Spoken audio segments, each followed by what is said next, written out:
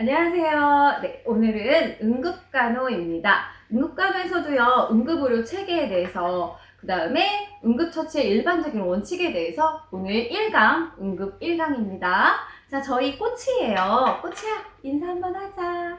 안녕하세요. 저희 꼬치입니다. 반갑습니다. 이렇게 인사. 반갑습니다. 쑥스러워요. 그치, 꼬치씨? 우리 꼬치씨, 예뻐요. 꼬치는 되게 얌전하고요, 내성적이고요, 뭔가 집중을 많이 하는 성격이에요. 그리고 착해요. 너무 착하고 예뻐요. 그래서 제가 우리 꼬치씨를 너무 사랑합니다.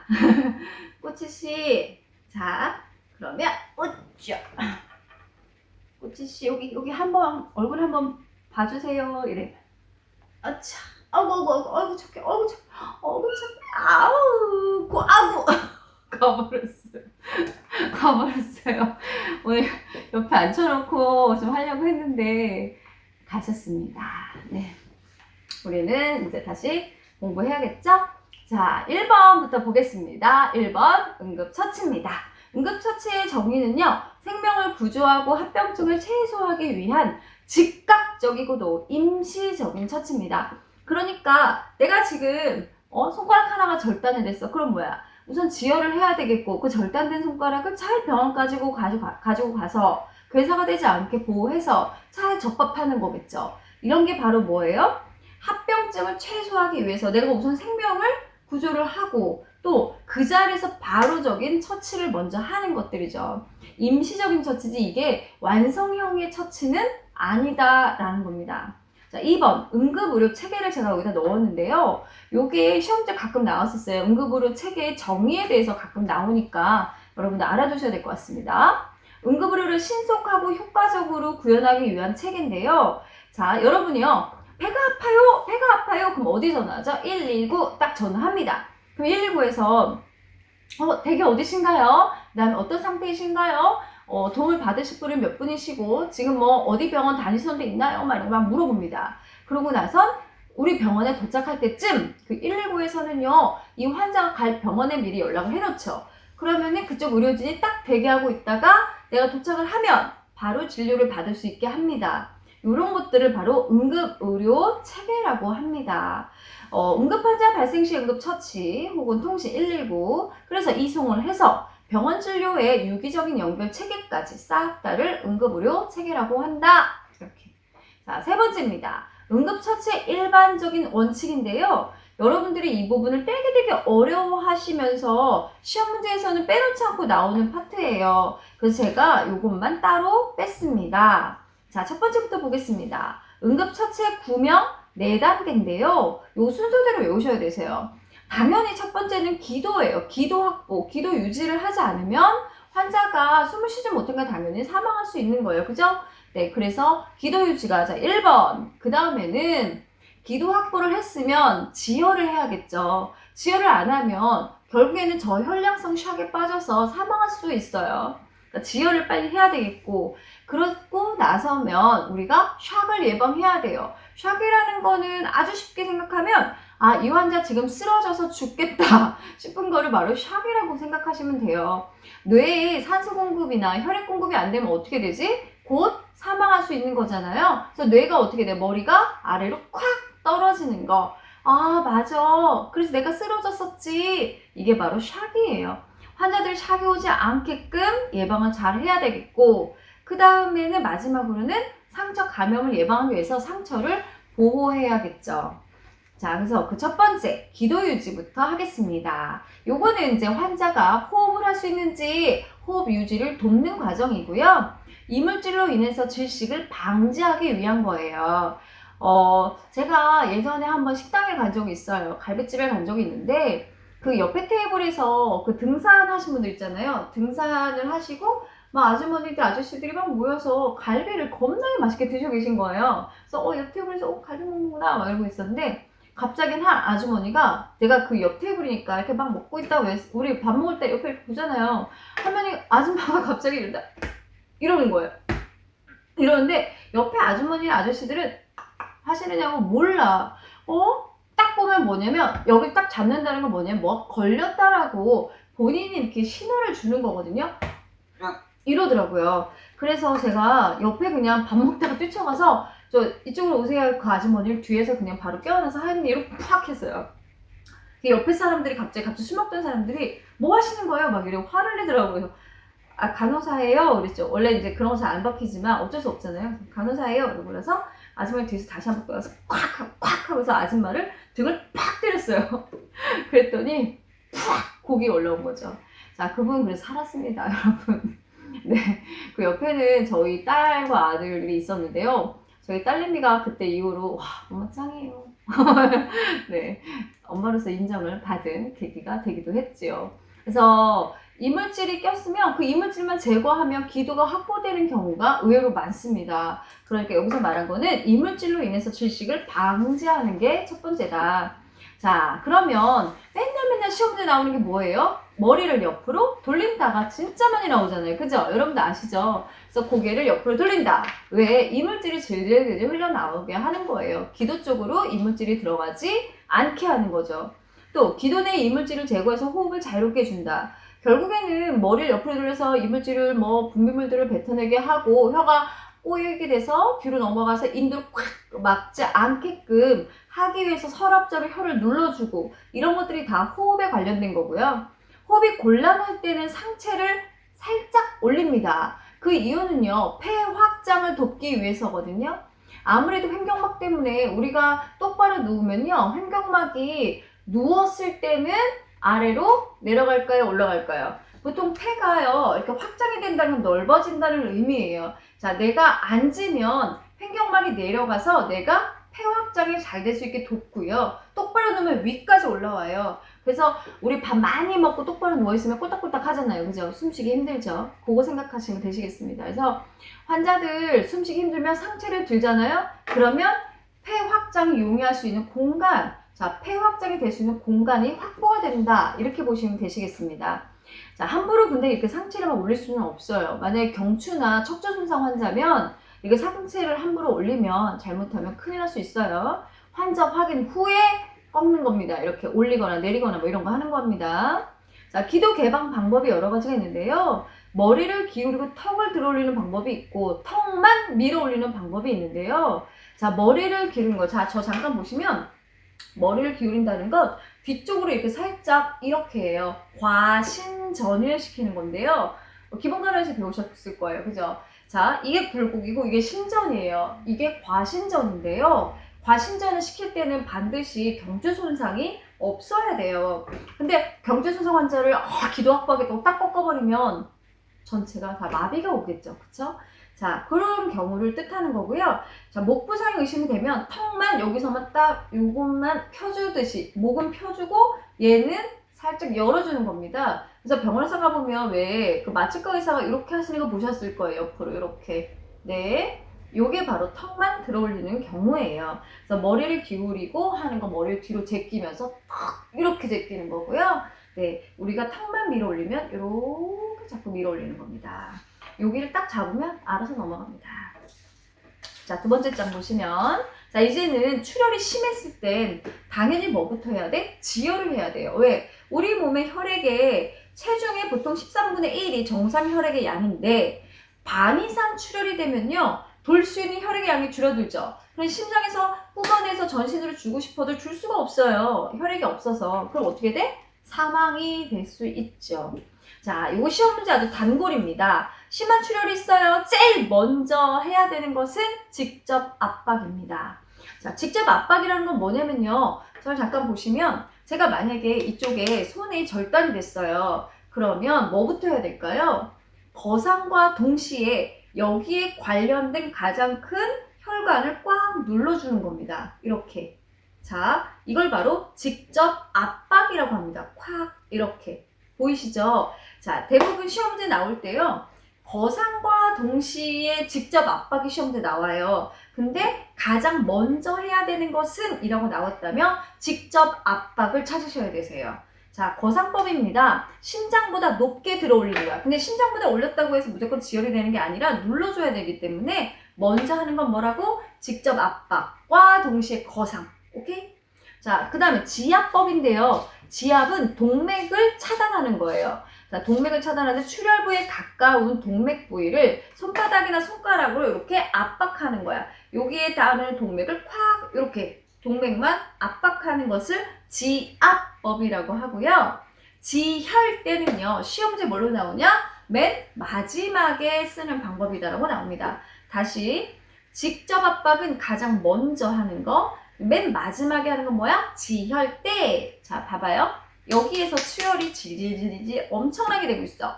거상을 했고 직접 압박도 했는데 안 돼. 자, 지압을 해도 안 돼. 그럼 어떻게 돼? 여기를 절단할 생각을 하고 꽉 지혈하는 겁니다. 그래서 동정맥 모두 다 차단시키는 거야. 자, 옆에 보면 사지출혈시 가장 마지막에 사용하는 방법이고, 내가 여기를 버릴 거야. 괴사로 여기를 버릴 거야 라고 생각할 정도로 할 때 쓰는 방법입니다. 그러니까 함부로 쓰면 안 되고요. 반드시 의사의 오더 하에만 가능합니다. 자, 그래서 동맥까지 완전히 차단돼도 꽉 묶지만 상처에서는 가까워야 돼요. 그죠? 왜? 절단할 걸 생각한다는데 여기가 이만큼 절단이 됐다면 바로 위를 생각하고 해야 되는 거고, 여기까지 이렇게 하면 안 되잖아. 근데 나머지 다 절단인 거잖아. 무슨 얘기인지 아시죠? 상처 바로 위입니다. 상처 바로 위에. 자, 그 다음에 보시면 동맥까지 완전 차단을 꽉 묶는다. 심장 방향으로 묶는다. 그 얘기예요. 여기 있으면 심장이 내가 여기잖아요. 그럼 여기 이 방향으로 이렇게 온다. 이렇게. 그 얘기고, 몇 분마다 풀어주라고? 20분. 별표. 몇 분? 20분. 근데 몇 분 후에 다시 묶어? 2, 3분. 별표. 자, 그래서 20분마다 왜 피를 다시 통하게 해야 돼? 그렇게 해야 조직 손상을 최소화할 수 있기 때문이에요. 근데 2분 동안 피가 다시 가겠죠. 그리고 다시 20분 묶어요. 다시 피 가게 하죠. 또 묶어요. 이 과정은 의사만 할 수 있다. 이렇게 하시면 됩니다. 자, 그래서 방법 순서를 보면 직접 압박 및 거상을 하고, 그 다음에는 지압법으로 꽉 눌러주고, 그것도 안 돼. 그럼 뭐야? 지혈대를 맨 마지막으로 쓴다. 지혈대 몇 분? 20분 적용. 몇 분? 2, 3분 풀어준다. 순환을 다시 시키기 위해서 이렇게 하시면 되겠습니다. 자, 세 번째입니다. 샥 예방을 하는 겁니다. 샥이라는 건 순환 자체가 안 되는 거잖아요. 그죠? 자, 정의를 보자면 쇼크는 대출혈이나 화상 등 조직의 관류가 인체 대사 요구에 미치지 못하는 비정상적인 순환 상태. 피가 잘 돌아 못 돌아? 잘 못 돌아. 그래서 그것을 우리가 쇼크라고 하는 겁니다. 증상을 보겠습니다. 아주 창백하죠. 피가 제대로 못 도니까요. 그 다음에 차고 축축하고요. 저혈압, 혈압이 떨어지는 거는 내가 심장에서 콱 하고 쏘는데 우리 동맥벽을 칠 때 살짝밖에 못 치는 거야. 원래 꽉 쳐야 되는데 피가 모자라니까, 물이 모자라니까 싹 치는 겁니다. 이게 저혈압이에요. 그러니까 심장에서 알았어 열심히 따서 보내줄게 이러다 보니까 약하고 빠른 맥박이고요. 식은땀이 나고요. 소변량은 당연히 줄어듭니다. 핑뇨입니다.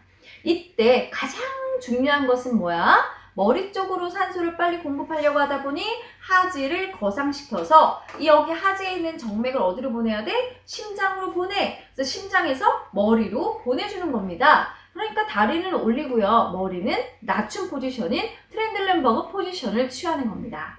어지러워 하면 머리 콱 밑으로 내리잖아요. 그쵸? 똑같아요. 담요를 이용해서 우선 체온을 유지시켜줘요. 혈액순환이 되려면 몸이 차가우면 안 되죠. 혈관 수축돼서. 금기가 아니면 조금 뭘 먹인다라고 되어 있죠. 근데 환자가 의식이 없어. 그럼 어떻게 해야 돼? 뭘 입으로 주면 돼? 안 돼? 절대 안 돼. 그때는 IV, 수액으로 수분을 공급해서 혈압을 올리셔야 되는 거죠. 자, 그 다음에 네 번째, 상처 보호입니다. 상처를 보호한다는 건 개방성 상처잖아요. 그죠? 찢어진 거죠? 그 안으로 균이 들어가면 어떤 일이 벌어져? 결국에 심각한 경우 폐혈증이 빠질 수도 있고 괴사가 될 수도 있어요. 그래서 감염을 예방하는 게 굉장히 중요합니다. 자, 상처에 이물질이 있으면 우선 깨끗하게 닦는 게 중요한데요. 뭐 생리식염수를 구할 수가 없다면 수돗물로 먼저 한번 씻어주는 것도 굉장히 좋죠. 씻은 부위를 청결한 천이나 꺼지를 대주는데요. 병원이라면 멸균 꺼지를 대주겠지만 그렇지 못하다 그러면 가장 깨끗한 천으로 우선 싸매주시면 됩니다. 심하게 오염된 상처, 심한 동상이나 화상, 치료하지 않은 채 오래된 상처 등은 필요시 뭘 접종한다고? 파상풍. 자, 파상풍은요, 흙이나 이 먼지, 뭐, 녹슨 못, 이런 데서 한 15년, 20년 이상 살아요. 근데 파상풍이 무서운 게 뭐냐면, 자, 여러분 호흡을 못하죠. 네, 호흡은 마비를 시켜요. 그래서 되게 위험한 게 바로 이 파상풍입니다. 그러니까 왜 우리 그러잖아요. 어디 목에서 콱 찔리면 너 파상풍 맞았어? 뭐 이렇게 병원에서 얘기하는 거. 빨리 병원에 가면 또 깨진 유리에 베었어요. 이러면 파상풍부터 맞으실게요. 이러잖아요. 그러니까 여러분들 파상풍 하면은 또 생각나는 게 뭐가 있을까요? 왜 모성이랑 아동에서 가정분만 시에 위험한 게 바로 이 파상풍이잖아요. 그죠? 가위나 칼 이런 것들 오염된 걸로 우리가 제대를 절단했을 때 파상풍에 또 위험이 있죠. 그죠? 이런 식으로 상처를 통해서 들어오기 때문에 여러분들 파상풍 예방접종 꼭꼭꼭 기억하세요. 자, 네 번째입니다. 응급처치의 기본 원칙인데요. 제가 여기에다가 일부러 넣어놨어요. 이거는 나중에도 또 나오게 되면 한 번 더 해드릴 거예요. 시험제도 많이 나오고 다른 과목도 자꾸 겹쳐요. 뭐 기본 간호도 겹치고 성인 간호도 겹칩니다. 자, 응급처치의 기본 원칙. 그 첫 번째는요. 응급처치에서 가장 먼저 해야 될 것은 의식 확인 및 기도 유지이다.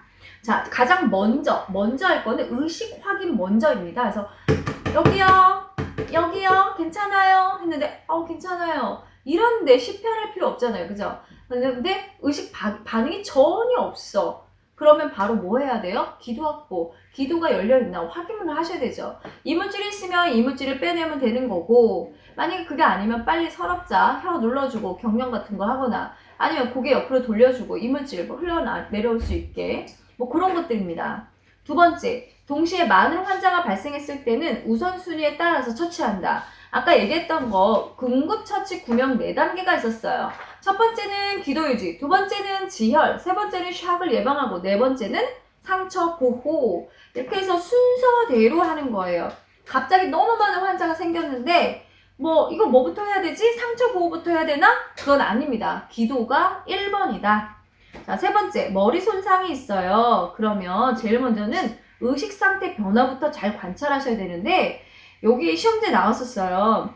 환자들 머리 손상이 있는 경우에 어떤 반사를 확인해야 되는가? 이게 국가고시 문제였는데 바로 동공반사입니다. 동공반사는 눈에 있는 거잖아요. 그래서 산소에 가장 민감하기 때문에 뇌에 산소 공급이 계속 안 되면 가장 먼저 동공반사가 소실돼서 우리 눈에 이렇게 라이트 비춰보잖아요. 닥터들이. 그런데 전혀 반응이 없는 거죠. 동공이 풀렸거나. 산소에 가장 민감한 게 바로 동공반사입니다. 또 네 번째, 환자를 안전한 곳으로 옮긴다. 거기에 계속 두면 더 위험해지는 경우 빨리 안전한 곳으로 옮기셔야 되고요. 다섯 번째, 골절 환자인데요. 골절 환자한테는 이제 우리가 개방성 골절이 있고요. 폐쇄골절이 있어요. 개방성 골절이라고 하는 건 바깥으로 뼈가 튀어나온 거죠. 피부를 뚫고 나온 거고, 폐쇄골절은 그냥 뼈만 똑 부러진 거예요. 자, 이랬을 때 다 다른데요. 응급처치는 항상 부목을 대줘요. 그 이유는 2차적인 손상 예방입니다. 근데 만약에 개방성 골절이면 상처 보호를 한 후에 부목을 대는 거고, 그냥 딱 폐쇄골절이면 부목을 대서 2차적인 문제를 예방한다. 이렇게 나옵니다. 조금 지나서 그 뒤쪽으로 보면 제가 다음 강의쯤에 골절 환자에 대해서 나올 것 같거든요. 그래서 다시 한번 또 해드리겠습니다. 자, 목이나 흉부 쪽에 찢어진 개방성 창상이 있어요. 자, 목이나 흉부면 기도 쪽인 거죠. 그죠? 심장 쪽입니다. 폐 쪽입니다. 거기를 빨리 막아야 돼요. 안 그러면 공기색전증 때문에 결국에 사망할 수 있습니다. 이 공기색전증이 뭐냐면 에어 엠보리즘이라고 부르는데요. 공기가 동동동동동동 내 몸으로 들어가. 원래 들어가면 안 되는데, 그죠? 그래서 혈관을 꽉 막습니다. 그러면 어떻게 될까? 사망할 수 있죠. 그죠? 되게 무서운 거예요. 공기색전증. 자, 7번째. 척추 손상이 의심돼요. 환자 움직이면 돼? 안 돼? 안 된다예요. 척추, 경추, 아까 얘기했지만 목을 막 함부로 튼다거나 뒤로 제낀다거나 절대 안 됩니다. 그래서 그대로 이송입니다. 목은 고정 상태로. 그래서 앙와의 슈파인 포지션이 되는 거죠. 자, 8번째. 안구입니다. 그래서 예전에 이거 8번이 시험 뭐라고 나왔었냐면 그 야구공에 맞았다고 눈이 그랬을 때 어떻게 해야 되는가 가장 우선적인 처치는 하고 시험 문제였어요. 그때 뭐 튀어나온 눈에다가 뭐 꺼지를 댄다, 뭐 생리식염수를 묻힌다, 뭐 이런 거 여러 가지 있었는데 가장 먼저라고 한다면 ABR 절대 안정입니다. ABR이 뭔지 아시죠? 환자는요 머리조차도 흔들지 않고요, 눈도 깜빡거리지 않고요, 여기 안구니까요. 최대한 안대를 가려서 눈이 쉴 수 있게 하는 게 가장 첫 번째입니다. 그래서 환자는 머리도 움직이면 안 되고요. 체해 변경도 안 하고요. 화장실도 안 가요. 응가도 하지 않아요. 그 이유는 안압이 올라가면 안 되기 때문이죠. 이런 것들. 자, 안구에 심한 타박상 뭐라고요? ABR입니다. 자, 그 다음에 이제 환자에 따른 수분 공급을 제가 이렇게 나눠놨는데요. 기본간호나 성인간호 때문에 계속 헷갈리신다 그래서 정리 한번 해봤어요. 저는요, 환자 물 줘도 될 것 같은데? 아니야, 물 주면 안 돼. 뭐, 이렇게 헷갈리신대요. 그래서 구분을 해봤어요. 물을 주어서는 안 되는 환자인 경우라면 병원에 곧 도착할 환자도 주면 안 돼요. 왜? 병원 가서 검사를 해야 되는데, NPO, 금식이 안 돼 있으면 검사를 못 하는 경우도 있고요. 그 다음에 또 병원에 도착하자마자 수술해야 될 수도 있잖아요. 그죠? 그래서 수술해야 될 때도 당연히 안 돼요. 근데 수술해야 되는 환자 왜 물이 안 돼요? 라고 자꾸 많이들 물어보시는데요. 수술할 때 전신 마취하죠. 그러면 에어웨이라고 해서 이 구강 쪽으로 해서 관을 삽입을 해요. 그래서 인공적으로 이제 기계로 호흡을 하게 돼요. 수술하는 동안. 근데 이물질이 계속 올라오겠죠. 그쵸? 그래서 분비물이 올라옵니다. 근데 그것들이 어디로 넘어가? 기도로 넘어갑니다. 그럼 흡인성 폐렴도 되겠지만 더 큰 문제는요, 질식입니다. 그래서 수술이 끝나자마자 마취 덜 깼을 때도 NPO, 그 다음에 수술하기 전에도 NPO입니다. 의식이 없는 환자 혼자 꿀떡 삼키지를 못하는데 당연히 어디로 갈 수 있겠어? 기도로 넘어갈 수 있겠죠. 이거 질식하거나 아니면 흡인성 폐렴 되거나. 자, 밑에 이제 환자 상태에 따라서 수분 공급이 가능한 환자인데요. 구토 및 대출혈입니다. 여기 사실 뭐 대출혈 환자들도 이제 수술을 해야 되는 경우라면 주면 안 되는데요. 환자 상태에 따라라고 제가 앞에 넣어놨잖아요. 계속 토해. 근데 토하는데 계속 먹일 수는 없어. 그지? 그 다음에 뇌출혈 환자, 안에서 피가 줄줄줄 새면은 수술해야 될 수 있는데 이런 환자도 주면 안 될 것 같고, 머리 손상 환자도 함부로 주면 안 돼요. 왜? 움직일 수 있어서. 복부 손상 환자도 먹으면 장이 꿈틀꿈틀 연동운동하죠. 그래서 함부로 주면 안 돼요. 근데 이런 경우에 저 물 한 모금만 먹으면 안 될까요? 근데 수술을 당장 할 경우가 아니라면 의식이 있으면 본인이 조금만 삼켜도 되지만 의식이 아예 없다. 물을 주어서는 안 됩니다. 그러니까 이것도 헷갈릴 수 있지만 제가 우선은 구분을 해놨어요. 시험 문제에서 한 번 정도 나왔었기 때문에 넣어놨는데요. 자, 여기 있는 환자들 모두 다 사실 조면 안 되는 경우가 더 많아요. 환자 상태라고 제가 써놨잖아요. 반드시 앞에, 그죠? 뭐 가자마자 수술해야 된다. 이 환자는 장이 연동운동을 해서 줄 수 없다. 이런다면 주셔도 안 돼요. 의식이 없으면 무조건 안 돼. 알보이로밖에 안 돼요. 근데 뭐 구토를 조금 하더라도 먹어도 돼. 이런 경우도 있어요. 심하지 않다면. 근데 뇌출혈이 있는데 이거 수술할 정도는 아니고 그냥 조금 이러면 병원에 가서도 물 먹으라고 하기도 해요. 이렇게 그런 정도인 거지 완전히 안 된다라고 이렇게 배제하진 않습니다. 근데 웬만하면은 안 되는 쪽으로 여러분은 병원에서 근무하실 땐 왜 그럴까요? 만약에 줘도 된다고 생각해서 내가 판단해서 줬는데 경미해서 줬는데 갑자기 응급이 되는 경우도 많기 때문에 함부로 수분 공급은 안 됩니다. 환자에 따른 수분 공급 제가 이거 해드릴 이유는 그럴 거면 다 주지 말라는 환자로 분류하시지요? 라고 할 거잖아요. 여러분이 병원에서 근무하실 때 요게 좀 필요할 것 같아서 넣어놓기도 했어요. 잘 모르시겠으면 나중에 꼭 위에 선생님께 여쭤보시면 되겠습니다. 자, 우선은 여기까지 응급 1강은 끝났어요. 많이들 어려우셨죠? 네. 응급이요. 생각보다 많이 파트가 나눠지더라고요. 그래서 너무너무 헷갈려 하시고 어려워 하시는데 조금 나눠서 하겠습니다. 나눠서. 그리고 다른 과목도 같이 엮어드릴 테니까요. 나 지금 당장 이거 다 외워야 되나? 뭐 이렇게 생각 안 하셔도 되십니다. 네, 여러분. 오늘도 화이팅! 네. 힘내세요. 여러분 할 수 있어요. 그렇게 어렵지 않습니다. 화이팅입니다. 안녕.